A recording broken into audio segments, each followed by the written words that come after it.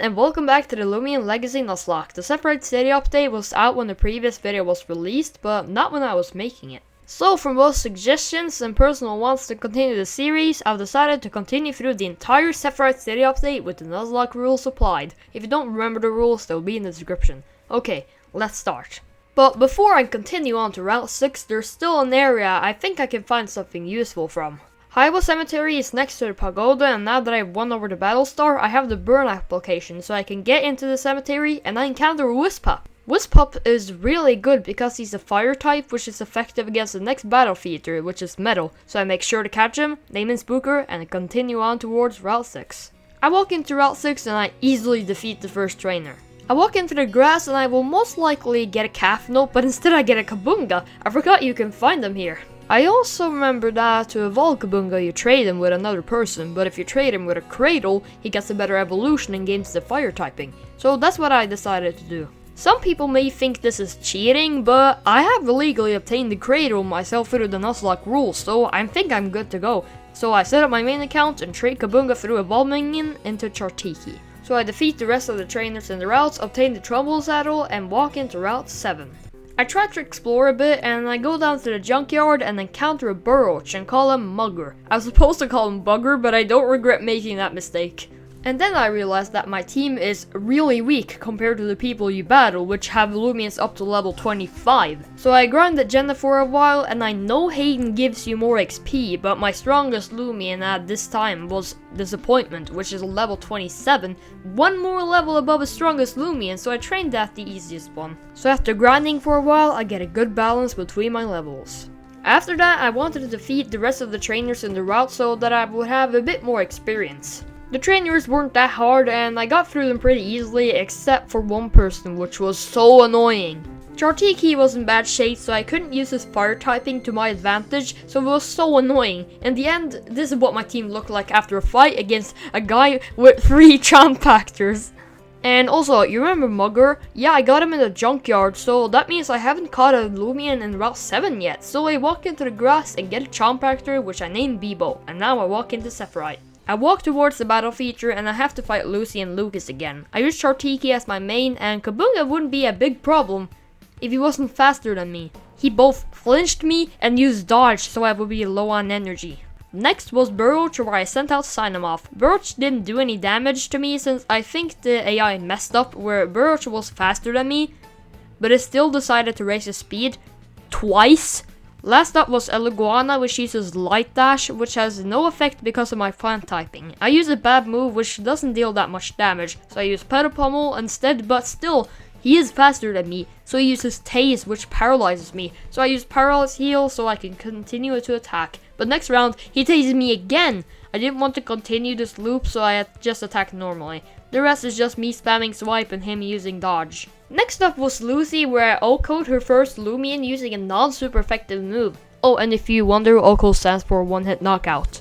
Next up was Wimpor, which I also O-code, but she had Clutch, and then used Cyclone Slam, which was super effective, so I finished her off with Life Drain for no reason. Last was Dragoon, which I sent out Geklo, and why didn't I send out Sign-Em-Off? Sign-Em-Off isn't weak to Dark, but it's effective against it. I used Light Dash, which is the priority move, which does surprisingly little damage for being super effective, and Dragoon uses Pilfer, which almost puts Geklo in the red.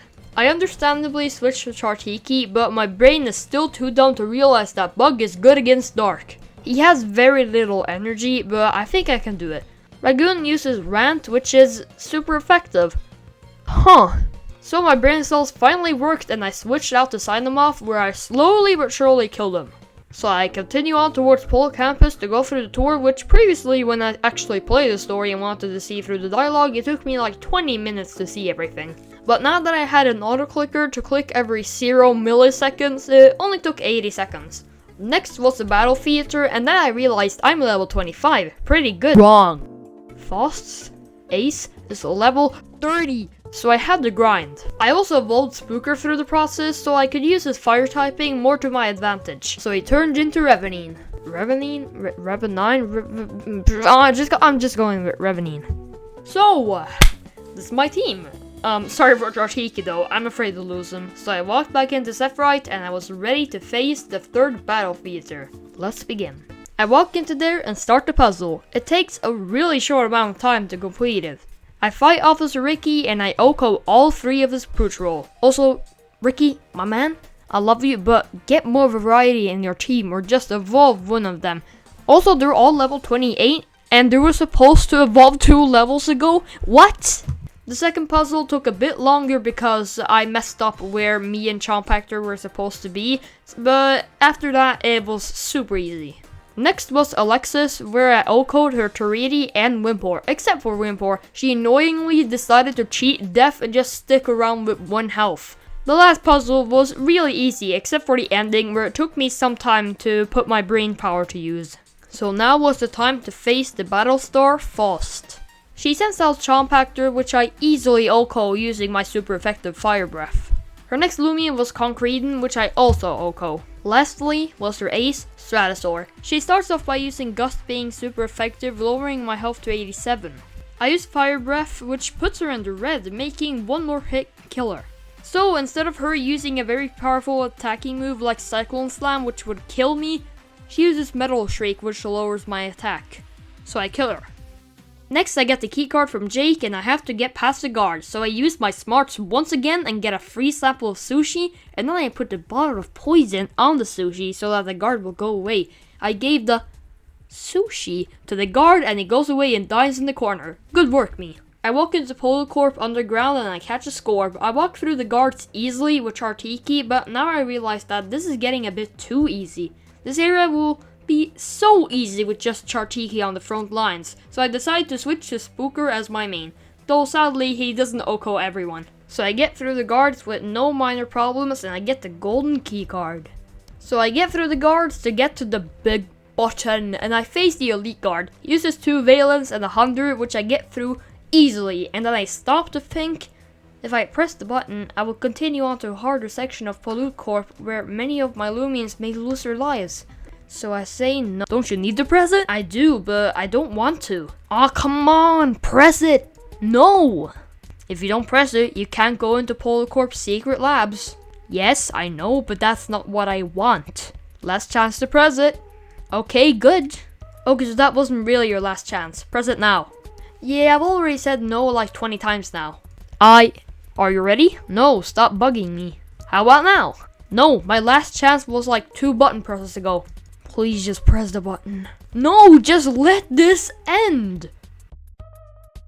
I guess I don't have a choice. When I get out of this place, I'll make sure to burn this place to the ground. So I blast through the rest of the guards and next is Protagon. Spooker, I know you can do this. Deactivate him and I walk into the boss battle. He uses Ancient Instinct, which raises his attack, and I use Singe, which deals a bit of damage. He uses Ancient Instinct again, which raises his speed, which is good for me since he is already faster. I use Singe again and it lands a critical hit. I ready up Singe for the final blow when Protagon decides to do an actual move. And he OHKOs me. I switch to Chartiki to do the final blow to Protagon. Dr. Vanta says that he will come back and take revenge. But it is I that should say that. Dr. Vanta, when you appear again, I will make sure that you or any of your creations will not deal any more damage than you've already done. Spooker was a good Loomian to use. He was a very helpful team player and got me through some annoying fights. Be with Swimmer as you rest.